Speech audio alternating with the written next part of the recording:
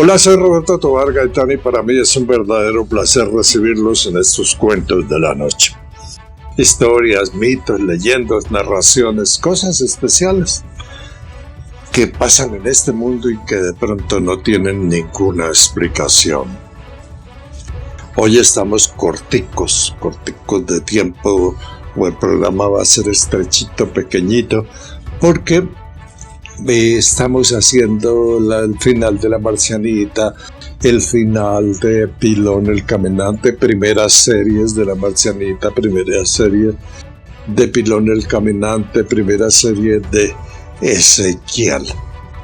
Son cuentos, narraciones que de pronto tienen claves que interesan a un determinado grupo de personas, cosas que a veces no se pueden decir abiertamente, pero que están dentro de estas narraciones.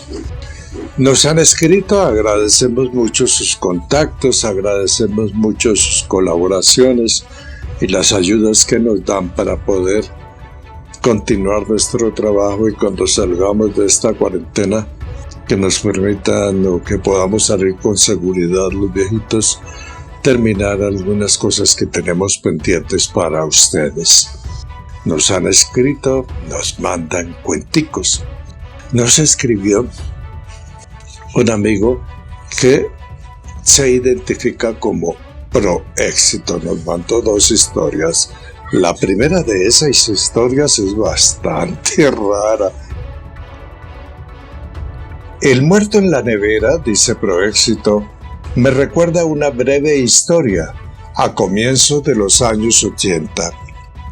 En esa época, un amigo me contó el caso de una estudiante de medicina en Bogotá, quien dejó un corazón humano en la nevera de su casa.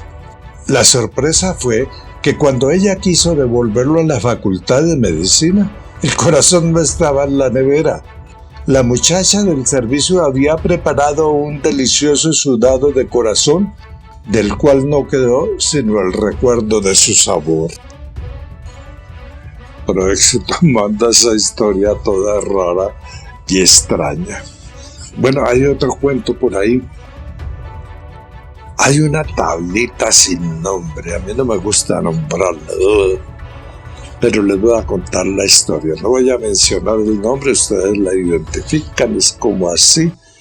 Tiene una fichita, tiene letras y ya se imaginarán.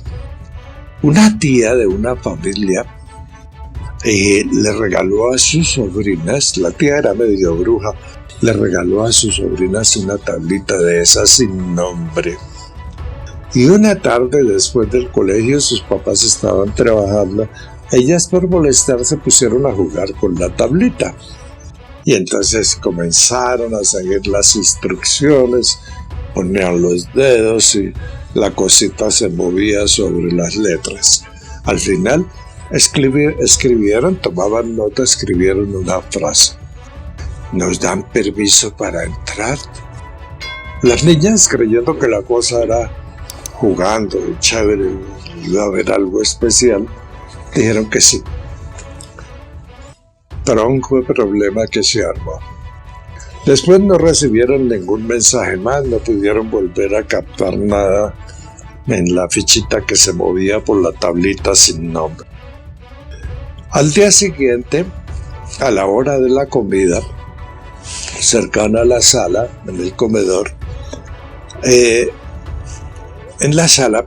había unos ventanales, o hay unos ventanales de vidrios muy gruesos y pesados, son grandes, y es de ventana corrediza, no es de ventana de abrir. Y entonces estaban ahí comiendo, con chisme, la cosa va, la cosa viene, risitas, regaños, etcétera, comiendo en familia. Cuando de pronto se abrió la ventana y entró un chiflón frío. El papá dijo, ¿por qué dejan la ventana abierta siempre? Nunca se fijan, no ve que entra el frío y la contaminación.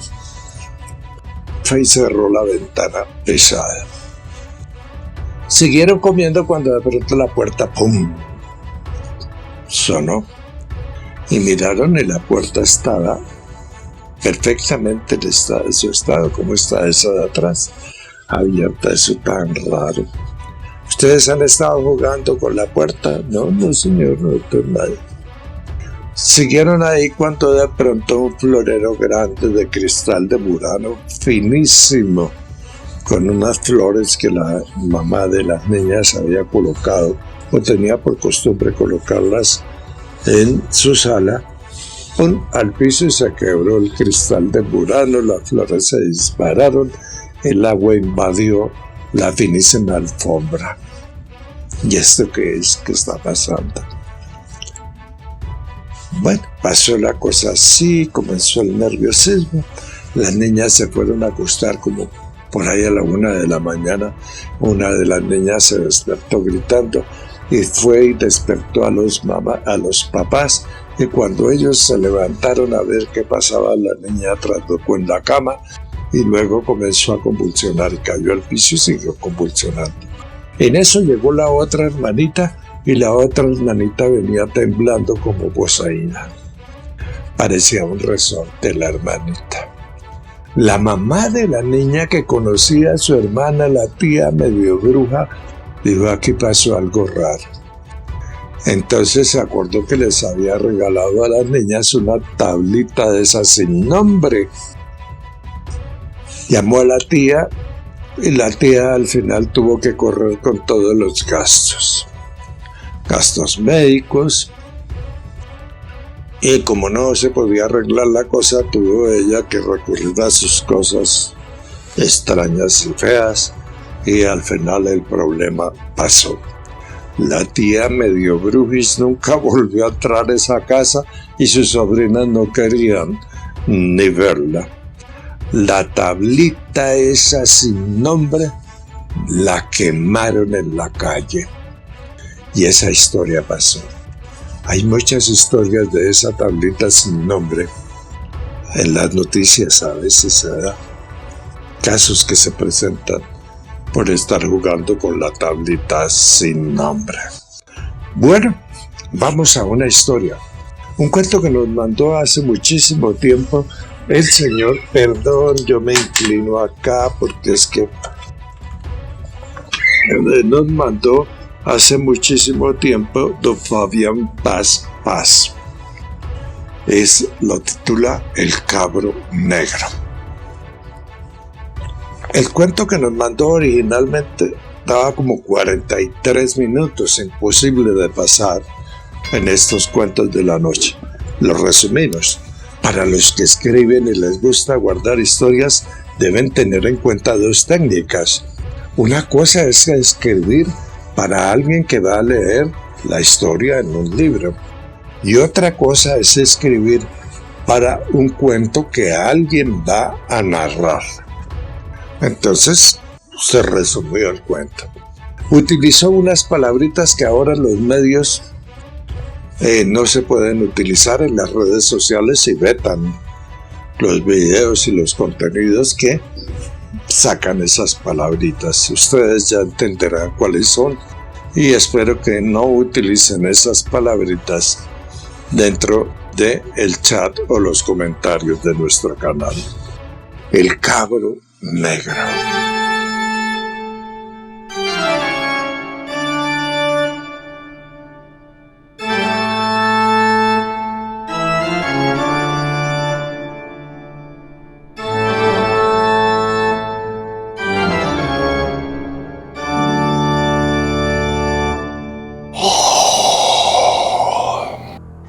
El Cabro Negro, cuento de Andrés Fabián Paz, comunicador social y recopilador de historias.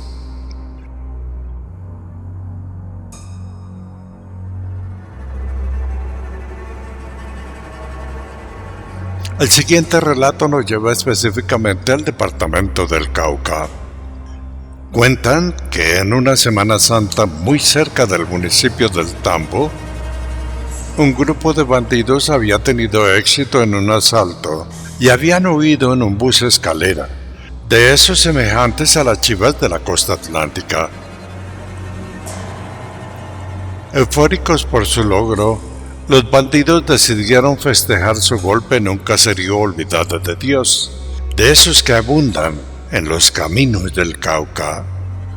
Ellos, cuando llegaron a un lugar despoblado, se bajaron del bus, pidieron cerveza, 2 petacos y comenzaron a tomar y a reír. Uno de ellos puso a funcionar la rocola. Entonces el jefe se bajó del bus acompañado de una joven que al parecer se encargaba de vigilar la radio. Y así pasaron las horas y finalmente el grupo decidió entradita la noche no dar papaya y se subieron de nuevo al bus. Luego arrancaron buscando un lugar oculto. Todos estaban muy contentos hasta que el jefe, al verlos ya borrachos, dio la orden de dormir.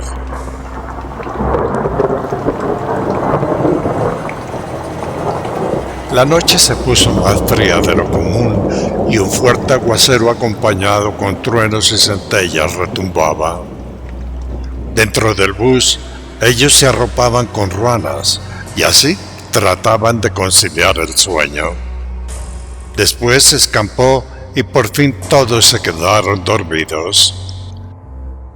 Cerca de las 3 de la madrugada, uno de los bandidos tuvo un sobresalto y su compañero le reprochó: «¿Qué le pasa, hombre?». El otro contestó: «No, es que escuché algo afuera, algo como un grito». Y el compañero, escuchándolo, le dijo: «No diga bobadas, hombre, duérmase, o es que ya le cayeron mal los tragos». En medio de esa broma, el muchacho que escuchó algo estaba intranquilo. Sabía que había oído algo.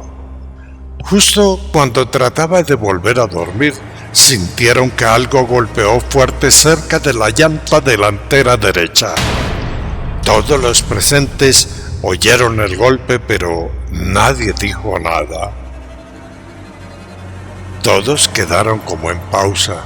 Entonces, de pronto, ¡pum!, otro golpe más fuerte, esta vez en la defensa del bus.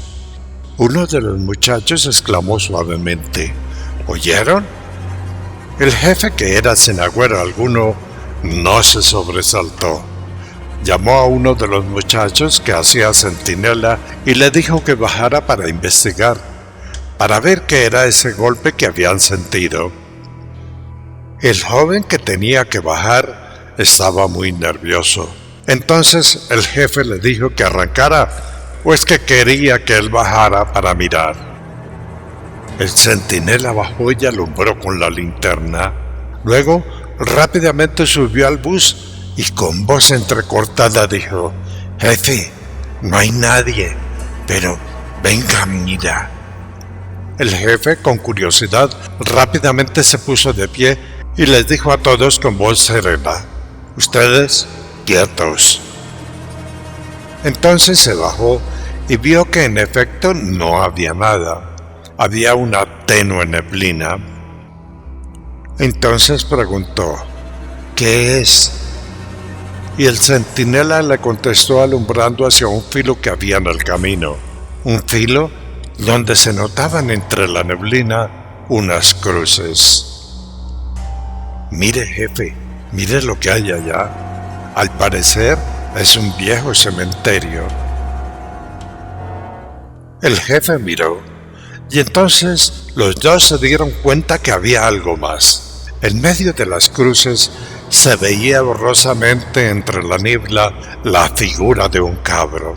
Se veía la silueta de un macho a unos 50 metros de distancia.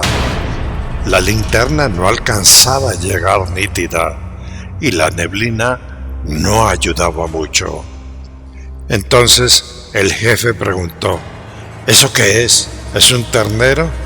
Y luego él alumbró también con su linterna. El centinela contestó: no sé qué es, pero lo que sea le pegó feo al bus». El jefe avanzó unos metros y le gritó: «¡Ea, ea!». Le gritó con un grito recio como los que se usan para espantar al ganado. como no hubo ninguna respuesta, el jefe, mostrando por primera vez algo de asombro, dijo su palabra preferida. «Uy, ¿esa vaina qué es? A mí no me vengan con pendejadas». Los gritos de «¡Ea, ea!» habían alertado a los demás y se habían bajado del bus, todos con las linternas encendidas y algunos incluso con las armas. El jefe los miró y se rió. «Es un cabro que está allá arriba, ¿no lo ven?». Uno de los bandidos tomó un palo y se lo lanzó al supuesto cabro.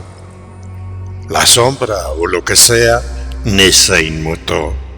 Y entonces la sombra, el cabro o lo que fuera en ese momento comenzó a avanzar lentamente hacia ellos. La joven, la muchacha, que al parecer era la compañera del comandante, se asustó. Y el comandante, también asustado, pero haciéndose el valiente, dijo: «Vamos a comer cabrito asado mañana». Y entonces, sacando la pistola, le hizo unos 5 tiros a la sombra. Los muchachos se rieron, y entonces el jefe le dijo al que había lanzado el palo: «Vaya, échele una miradita». El joven salió relancio a corroborar en medio de la neblina. Algunos ya estaban subiendo al bus cuando oyeron un desgarrador grito. El muchacho venía corriendo hacia ellos con una mueca retorcida y sofocante, y esto lo hacía mientras trataba de respirar. El comandante y todos miraron de nuevo. Y ahí, junto a ellos, apareció el cabro. Esta vez estaba parado sobre sus 2 patas traseras. Era enorme, negro y con los ojos rojos. Caminaba como un hombre hacia ellos. Dicen que tenía una cara horrorosa y que los ojos y su boca parecían escupir fuego. Entonces, con un rugido ronco que zumbaba en los oídos, avanzó amenazante. Al momento, uno de los muchachos, muy asustado, accionó su arma mientras le gritaba al cabro. Otros corrieron a esconderse.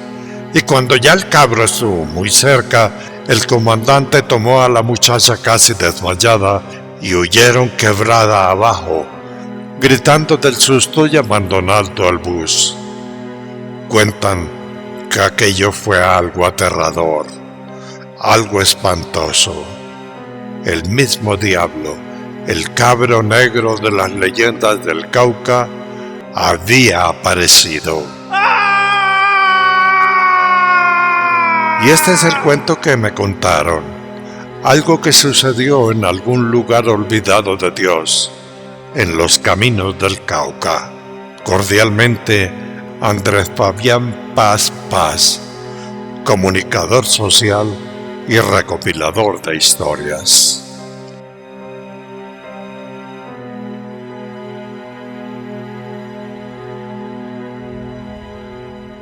El cabro negro, una historia bien rara y extraña, bastante común en el mito y la leyenda colombiana y suramericana.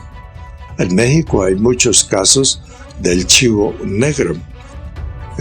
Asustan a la gente, se para el chivo, cara de demonio, y entonces ese mismísimo chivo asusta, saca con ojos refulgentes fuego que sale por su boca.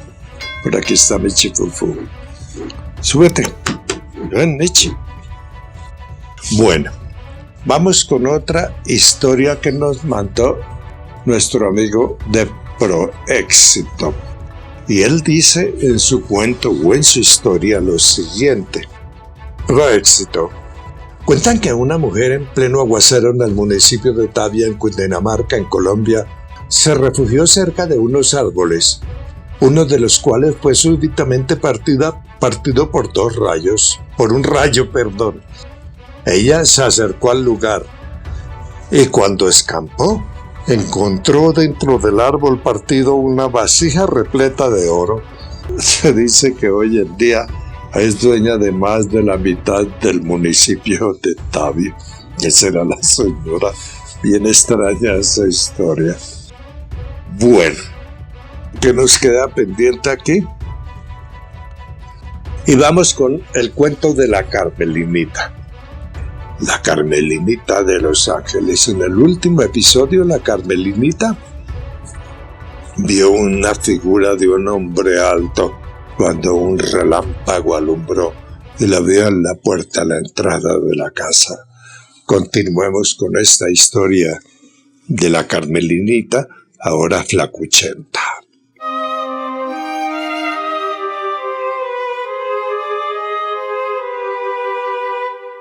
Carmelina de Los Ángeles, sexta parte.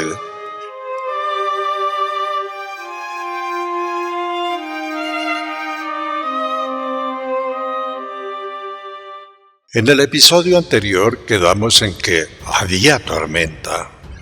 Relámpagos, truenos y lluvias sonaban sobre la antigua Sopó. Y al cerrar la puerta de su pequeña casa, Carmelinita y Rafaela vieron en el portón, al borde del camino real, un hombre alto que las miraba. El relámpago lo alumbró por un momento, y entonces la figura apareció.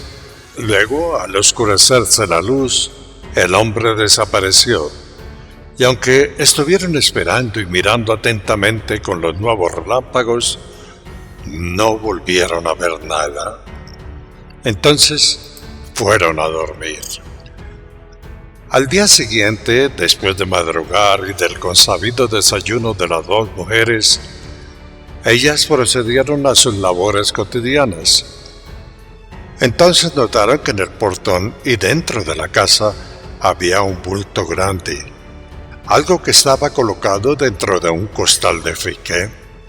Con curiosidad se acercaron y al abrir el costal encontraron dentro de él un pequeño molino de piedra de la época. Piedras talladas y redondas, una sobre la otra, que al girarlas servían para moler granos. Extrañadas miraron dentro del bulto y no encontraron nada más. Entonces Rafaela sonriendo dijo: ellos van a volver. Carmelina, al escuchar, intrigada preguntó que quiénes iban a volver. Pero Rafaela sonrió y no dijo más. Carmelina, pensando que a alguien se le había perdido o lo había dejado allí por causa de la lluvia de la noche anterior, salió al camino real y miró aquí y allá para ver si veía a alguien. Entonces Rafaela sonriendo le dijo que no se afanara, que el molino era un regalo para ellas. Carmelina, sin embargo, quedó preocupada. Luego las dos mujeres, por insistencia de Rafaela, entraron al pesado molino y lo colocaron encima de un tablón al lado del horno de pan. Carmelina no quiso sacarlo del bulto de fique, pensando en que si venía el dueño se lo iban a entregar. Y así, en la rutina diaria de cuidarse a sí mismas, los días siguientes pasaron sin que nada extraño ocurriera. Una semana después, el carruaje de la señora con el niño y la costurera llegó nuevamente al portón. Carmelina y Rafaela, alegres por la visita, fueron a recibirlas. Y después de saludos y alegrías, cargando unos paquetes envueltos en tela, entraron a la casa. Una hora después, Carmelina y Rafaela salieron al patio a la claridad del sol. Y entonces mostraron y lucieron sus nuevos vestidos. Carmelina se veía muy hermosa con su pelo suelto y lucía un vestido de encajes que se ceñía perfectamente a su delgado cuerpo. Y allí en el patio ella bailaba, exhibiendo su escondida vanidad femenina, una vanidad que siempre había ocultado por causa de su antigua y desmesurada corpulencia.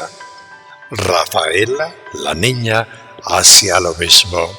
Y entonces la señora, junto con la costurera, observaron el panorama sonriendo. Y así, entre bailes y risas, la señora, sacando de su bolso de tela 2 peines tallados en carey y 2 espejitos de plata, los entregó a las alegres danzarinas. En ese momento, la vanidad femenina sencilla y natural alcanzó su máximo esplendor. Luego, la señora llamó aparte a Carmelina y a Rafaela y casi en secreto les dijo que nunca dijeran el nombre de Carmelina, que en adelante para los del pueblo o para el que preguntara usaran el segundo nombre de Carmelina: Ángela, Angélica o Angelita. Carmelina de inmediato entendió el mensaje y asintió sonriendo. Entonces Rafaela fue a la cocina. Después del consejo y a la partida de Rafaela, la señora, como a escondidas, le entregó a Carmelina una pequeña bolsa de cuero en la que había reales, sencillos, medios y cuartillos de plata, además de 4 viejos doblones de oro, y lo hizo diciéndole: «No es mucho, pero eso fue lo que me dieron por la diadema». Carmelina, sonriendo y con humildad, agradeció el encargo, y entonces, intrigada, preguntó: «Señora, ¿y la carraspera?». La señora, pensando, en ese momento se dio cuenta de la desaparición total de su enfermizo mal de garganta. Carmelina guardó la bolsa de cuero con las monedas, y en eso llegó Rafaela con 2 tazas de agua de panela caliente, y excusándose le dijo a la señora que perdonara lo simple del refrigerio, pero era que en la casa no tenían más. La tarde pasó y las mujeres hablaron de 1000 cosas. Entonces, la señora, que tenía los últimos chismes de la capital, contó que el escándalo de moda en esa ciudad era que el virrey Solís andaba enredado con una moza a la que llamaban Marichuela, y se decía que por las noches el virrey se escapaba de palacio para ir a ver a su querida.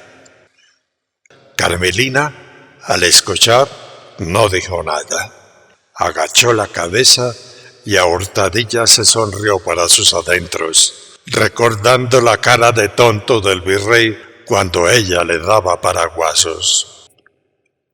Al despedirse, Rafaela, que no paraba de mirar el cuello de la costurera, le preguntó: «Señora, ¿y el coto?». Al escuchar la pregunta, la señora, la mamá del niño y esposa del alcalde, le miró el cuello a la costurera y entonces vio que no había coto.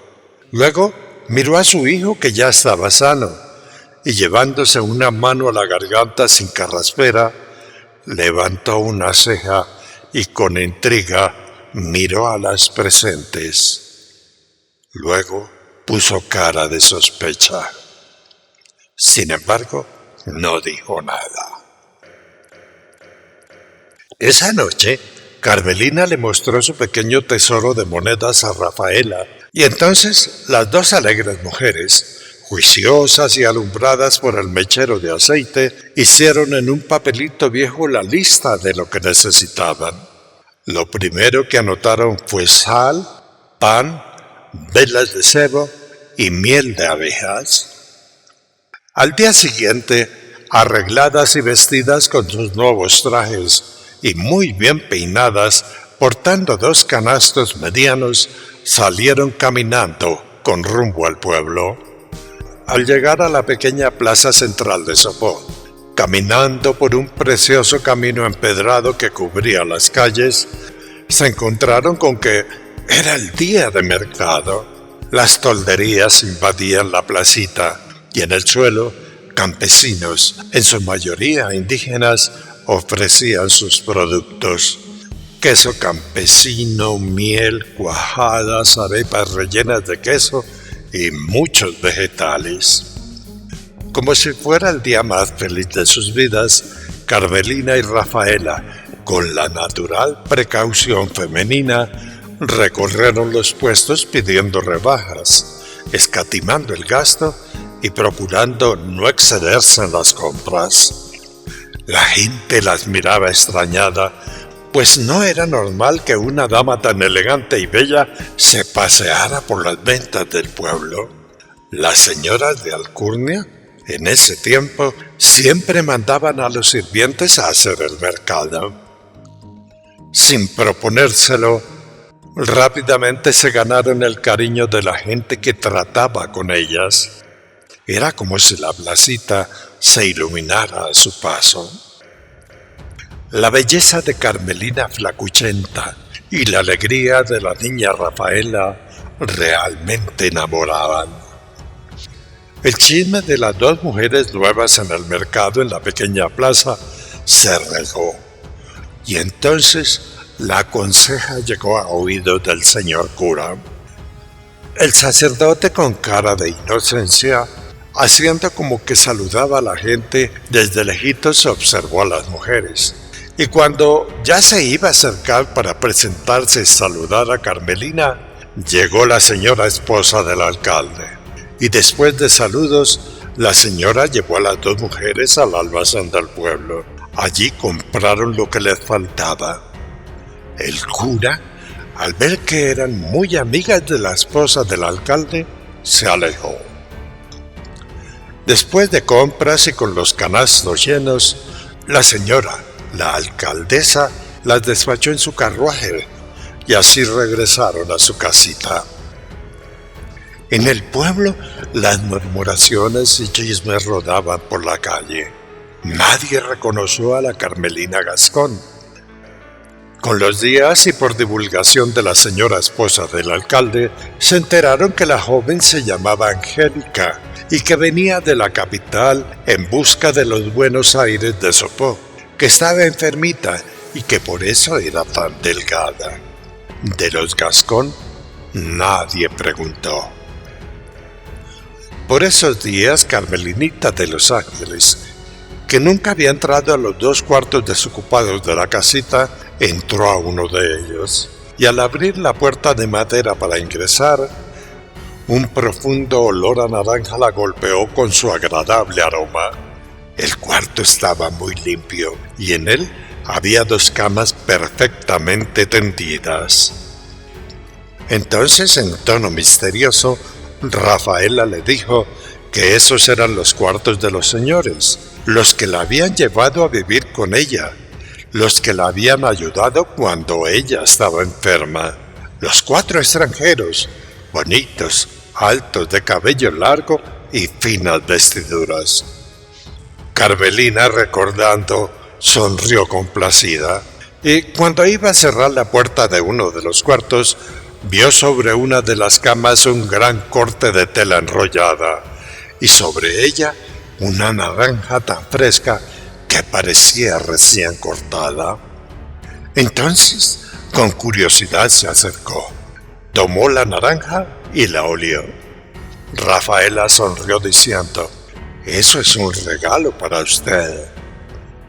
Aterrada por la frescura de la fruta, preguntó por qué había durado tantos días, y Rafaela, sin contestar, solo subió los hombros y no dijo nada más.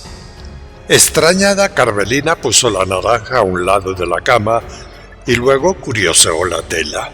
Era una tela de color tostado que ella conocía, pues a pesar de ser un tejido rústico, según le había enseñado su respetado profesor de pintura allá en la capital, esa era la tela que se usaba para los bastidores de los cuadros que iban a ser pintados. No era poquita tela, eran varios metros.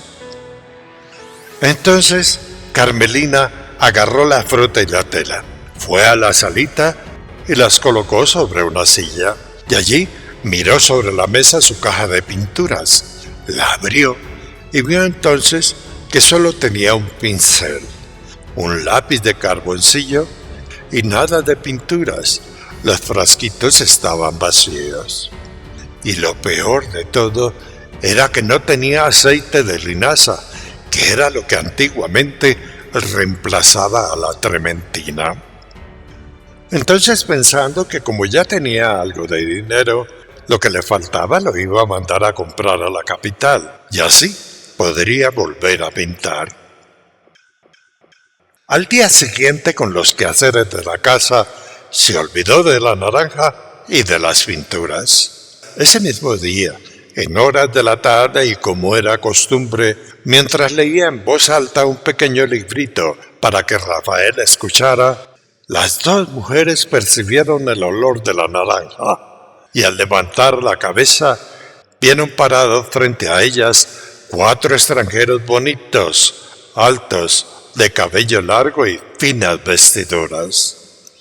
Eran los señores, pero no eran los mismos. Estos eran otros señores diferentes. Parecían hermanos de los primeros señores que llegaron.